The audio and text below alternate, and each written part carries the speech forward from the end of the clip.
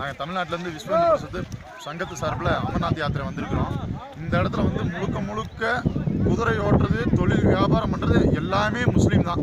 காஷ்மீர், ஆசாத் காஷ்மீர், பாகிஸ்தானை சேர்ந்தவன் தான் இங்கே முழுக்க வியாபாரம் பண்ணுறது. நம்மளால் வருமானம் சம்பாதிக்கிறது அவன் ஒருத்தன் மட்டும்தான்.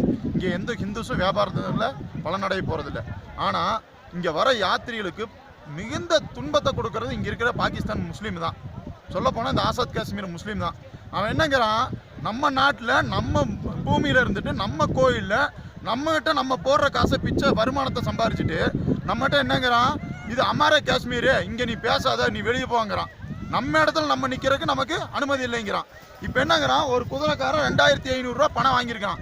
இன்னொரு குதிரைக்காரன் என்னங்கிறான், நீ ஏன் 2500 ரூபா வாங்கிட்டு வந்திருக்க, 3000 ரூபா அவங்ககிட்ட வாங்கினோம்ல அப்படின்னு சொல்லி எல்லா நம்ம வந்த யாத்திரை எத்தனை ஹிந்துஸ் யாத்திரைகளையும் பிடிச்சி கீழே தள்ளி விடுறான், கொடுமைப்படுத்துறான். கேட்டான்னாங்கிறான், இது என்னோட நாடு, நான் பண்ணுறதா சட்டம், நான் சொல்கிறதா சட்டம் அப்படிங்கிறான். இப்போ என்னங்கிறான், JK police, Jammu Kashmir police வந்துட்டு அவனுக்கு சப்போர்ட்டாக தான் வேலை செய்கிறானொழிய இங்கே இருக்கிற யாத்திரிகளுக்கு சப்போர்ட்டாக எந்த இதுவும் செய்கிறதில்ல.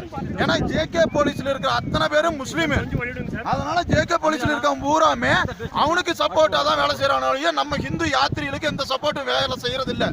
இதே முழுக்க இராணுவமே கைப்பற்றி இந்த யாத்திரையில பாதுகாப்பு வழங்குறது, ஒத்தாசை பண்றது எல்லாமே நம்ம ஆர்மியை எடுத்துக்கணும், இல்லையா பிஎஸ்எஃப் எடுத்துக்கணும், சிஆர்பிஎஃப் எடுத்துக்கணும். இந்த ஜேகே போலீஸ் பண்டார பசங்கிட்ட கையில கொடுக்கவே கூடாது.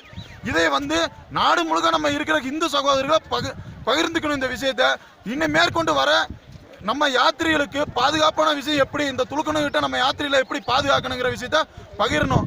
அதே மாதிரி இந்த விஷயத்த எல்லா குரூப்லையும் போட்டுட்டு நம்ம இராணுவத்துக்கு, நம்ம அரசாங்கத்துக்கு இந்த விஷயத்தை தெரியப்படுத்தணும். இதன் மூலமா நான் கேட்டுக்கொள்கிறோம். ஓம் நமச்சிவாய.